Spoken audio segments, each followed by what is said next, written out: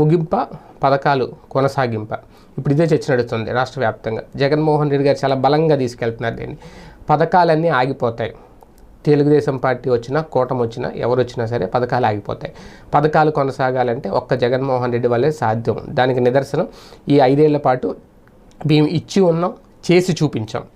కొత్తగా కూటమి ఏర్పడితే కనుక వాళ్ళు ఇస్తారో లేదో డౌటే, ఇచ్చే అవకాశం లేదు. ఎందుకంటే ఆల్రెడీ 5 ఏళ్ల పాటు అధికారంలో ఉన్న జగన్మోహన్ రెడ్డి గారు ఈ పథకాలు కొనసాగించడానికి ఎన్ని కోట్లు ఖర్చు చేశారు, ఎన్ని కోట్లు రెవెన్యూ వచ్చింది, ఎన్ని వేల కోట్లు ఖర్చు పెట్టారు. రేపొద్దున్న తెలుగుదేశం పార్టీ కూటమి ప్రకటించిన పథకాలను కనుక వాళ్ళు ఇవ్వాలి అనుకుంటే ఎన్ని వేల కోట్లు ఖర్చు అవుతుంది, రాష్ట్ర బడ్జెట్ ఎంత, అసలు అంత రెవెన్యూ ఎంత, సంపద సృష్టి ఎలా సాధ్యం. ఒక పవర్ పాయింట్ ప్రజెంటేషన్ ఎప్పుడైతే ఇచ్చేశారో దాన్ని బాగా ప్రచారంలో తీసుకెళ్తున్నారు. ప్రజల్లో కూడా ఆయన ఇప్పుడు చేస్తున్న సుడిగాలి పర్యటన, హెలికాప్టర్లో రోజుకి 3 నియోజకవర్గాల్లో పర్యటిస్తున్న నేపథ్యంలో పథకాలు కొనసాగాలి అంటే